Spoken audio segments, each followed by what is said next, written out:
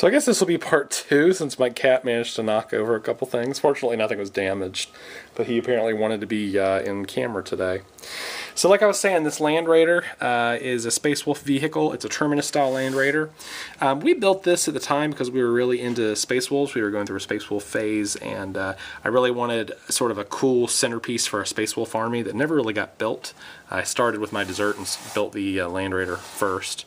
Like I said, this is a little too busy for my taste. I do think it's nice, though. He put a lot of detail into these shields, which I had told him at the time. I was like, just bronze them, just make them look like they've been dipped in bronze, but apparently he decided he wanted to go another way, and that's okay. It's an artist's prerogative. Some of the details on here are really nice, though. These Chaos shields in the back, he made them look sort of like living flesh, and he did a really good job with that. This cloak, or this banner on the back, he did a really nice lightning effect on it to make it look like a Night Lord's captured standard of some sort. The skulls, he did a good job on those, back on the back there. And then we've got this king sort of on throne. And then he's got this banner up here that he made into an Orky banner. So he's got a lot of basically trophies that it's been claimed from various battles and kills. And I like that. So it's a traditional Space Wolf vehicle, but with all these little add-ons. It's important to note that this vehicle is not magnetized, so you can't change this up to a regular Land Raider, unfortunately. So for our purposes, really, it's a one thing. Okay. This is a real fun piece. So this is a Changeling. Let me see if I can't get these lights in here a little bit closer to help out. Okay. So the Changeling here we did kind of on a lark. We had a bunch of this extra Dark Angel stuff left over from the Storm of Dark Vengeance sets. And what we did is we did this little mini diorama. So you've got two of these librarians. One of the librarians is the traditional librarian, and then the other one is meant to look like a changeling that's kind of shifting form to look like him. So on the right-hand side, you've got the changeling body, and on the left-hand side, you've got this librarian body, and you can see that we've melded them together.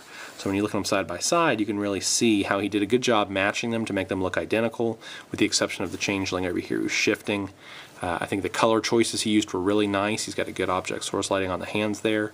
So yeah, I'm pleased. So this will actually be sold as a set, so you can use it as a display, but you can also use it as simply a Chaos Demon. So that's kind of fun. The Lord of Skulls up here. So this is a conversion for the Bane, or the Lord of Skulls from the Chaos line for Apocalypse.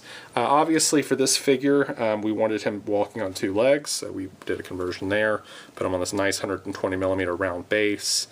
So this conversion has been featured a couple times on our blog before. I think he really outdid himself with this one. I think it looks really nice. The object source lighting looks pretty good. Yellow is always a chalky color, so it's difficult, but I appreciate that he tried to make that work. The red plating looks really nice. Now you can see that right now it's missing its options, but it actually has all the options included. It's also detachable from the base. It hasn't been glued down, so I guess you could pin that in place if you wanted to.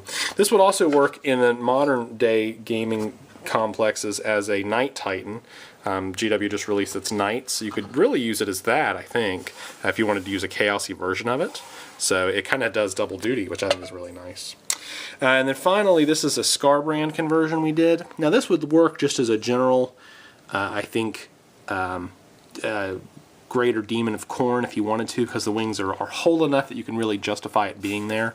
But we put these holy wings on there that look like they've been tattered and rended and torn to sort of justify that Scarbrand can't really fly anymore. This was one of our first attempts to do musculature, and you can see here on the back of the wings this musculature, which we were working on at the time. Obviously our techniques have been refined, but overall I really like this figure. Obviously it's based on a what do you call those guys? The big demon from Lord of the Rings that I can't think of his name right now.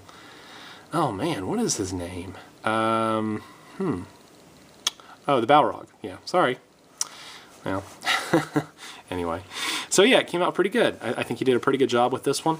All the models were shipped very safely and securely. There were minimal breaks, really only one or two, and even those were minor breaks, so I think Tarvick did a really good job in shipping them out to us. They came here pretty quickly in terms of shipping. The actual commission took a pretty long time.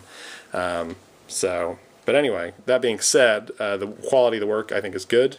So I'll post a link to Tarvick's site below here if you are interested in contacting him about a commission. yeah, so I think that's about it. He's got a blog where he posts his updates and stuff, although I haven't seen him post any commission updates other than mine for a while. So I'm not for sure if he has a big client base, so if you're looking to talk to him about conversion or something like that, I'm sure he'd be willing to talk to you. But yeah, so that's it for now. He put his minis where his mouth was, and yeah, we're pleased with the look of the model, so it looks good. Alright guys, that's it for now. Have a good one, and put your minis where your mouth is.